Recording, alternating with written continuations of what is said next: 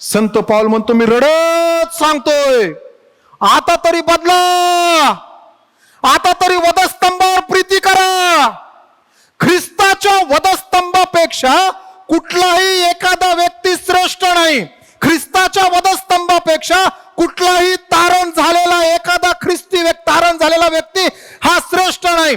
ख्रिस्ताच्या वधस्तंभापेक्षा एखादा पालक श्रेष्ठ नाही. ख्रिस्ताच्या वधस्तंभापेक्षा एखादी कमिटी श्रेष्ठ नाही. ख्रिस्ताच्या वधस्तंभापेक्षा एखादी मंडळी श्रेष्ठ नाही. ख्रिस्ताच्या वधस्तंभापेक्षा एखादं राज्य श्रेष्ठ नाही. ख्रिस्ताच्या वधस्तंभापेक्षा जग श्रेष्ठ नाही. ख्रिस्ताचा वधस्तंभ हा सर्वश्रेष्ठ आहे. कारण की ख्रिस्ताचा वधस्तंभ यासाठी लावला गेला. योहान 3:16 म्हणतात, देवाने जगावर एवढी प्रीती केली की जो कोणी एवढी प्रीती केली की त्याने आपला एकुलता एक पुत्र दिला, यासाठी की जो कोणी त्याच्यावर विश्वास ठेवेल त्याचा नाश होऊ नये तर त्याला सार्वकालिक जीवन प्राप्त व्हावे. म्हणून शास्त्र आम्हाला शिकवतं, मनुष्याने सगळं जग कमवलं पण आपल्या आत्म्याचा नाश केला तर त्याला काय लाभ.